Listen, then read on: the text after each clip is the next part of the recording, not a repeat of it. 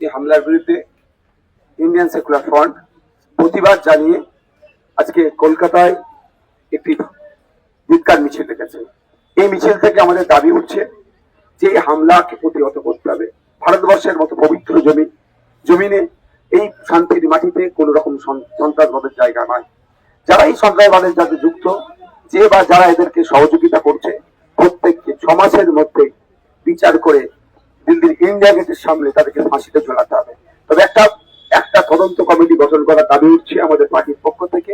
সেটা কি, দেশের প্রধানমন্ত্রী, দেশের স্বরাষ্ট্রমন্ত্রী, দিল্লির মুখ্যমন্ত্রী যেহেতু দিল্লিতে ঘটনা ঘটেছে, এদিকে একদিকে লোকসভার বিরোধী দলনেতা রাহুল গান্ধীজি, রাজ্যসভার বিরোধী নেতা থেকে শুরু করে সর্বভারতে যে সমস্ত রাজনৈতিক দলগুলো আছে তাদের প্রতিনিধি রেখে, এবং যে সমস্ত এজেন্সি গুলো আছে আমাদের দেশের ন্যাশনাল লেভেলে, সেই এজেন্সির যারা টপ বস আছেন তাদেরকে, টপ মুখ্যমন্ত্রী যারা আছেন তাদেরকে রেখে, এবং সুপ্রিম কোর্টের বিচারপতিদেরকে দিয়ে একটা তদন্ত কমিটি গঠন করা হোক, যার ডেডলাইন হোক 6 মাস।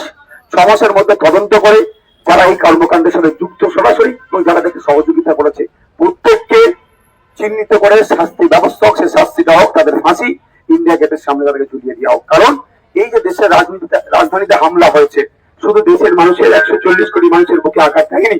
এই হামলাটা কি হয়েছে? এই হামলাটা বিশ্বের দরবারে আমাদের মাথা হেঁটে হয়ে গেছে।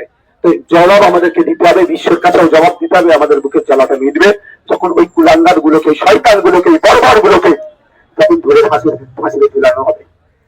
যতবারই আক্রমণ হচ্ছে প্রধানমন্ত্রী কিন্তু সেই এলাকা থেকে বাইরে, এবারও আক্রমণ হলো প্রধানমন্ত্রী ভুটানে। আমাদের সত্যি আমরা লজ্জিত, আমরা 140 কোটি মানুষ দেশে লজ্জিত যে আমরা এমন একটা প্রধানমন্ত্রীকে পেয়েছি।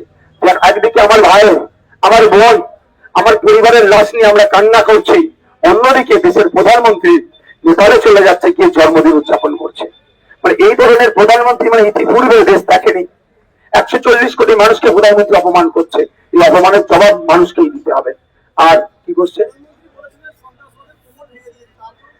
কেন্দ্রের বিজেপি সরকার 2014 সালের আগে থেকে শুরু করে আজকে পর্যন্ত যে কথা প্রতিশ্রুতি দিয়েছে, একটা পূরণ করতে পেরেছে? সবটাতেই ব্যর্থ। বলেছিল নোটবন্দির জন্য, নোটবন্দির ফলে যারা সন্ত্রাসী কার্যকলাপের সাথে যুক্ত তাদের কোমর ভাঙিয়ে দেবো। কি হলো? পুলওয়ামাতে অ্যাটাক হয়েছে। তারপরে কি হয়েছে? একাধিক উড়িতে অ্যাটাক হয়েছে, বিভিন্ন জায়গাতে, বিভিন্ন ক্ষেত্রে, আপনার বেলগাঁওতে হয়েছে, আপনার দিল্লিতে হয়েছে। এই ধরনের ঘটনা বেড়েই চলেছে।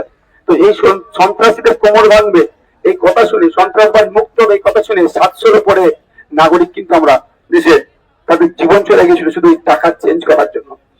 আজকে ব্যর্থ প্রধানমন্ত্রী, ব্যর্থতার দায় তাকে নিতে হবে, পালিয়ে বেড়ালে হবে না।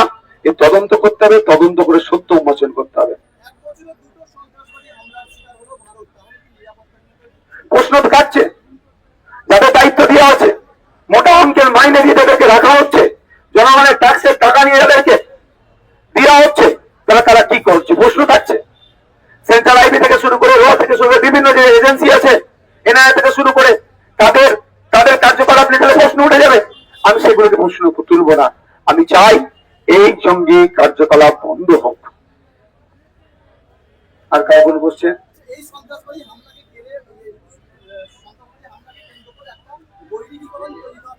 এটা দেখতে বারবার বিজেপি ব্যর্থতাকে সুকৌশলে তাদের সফলতা করে নেয়।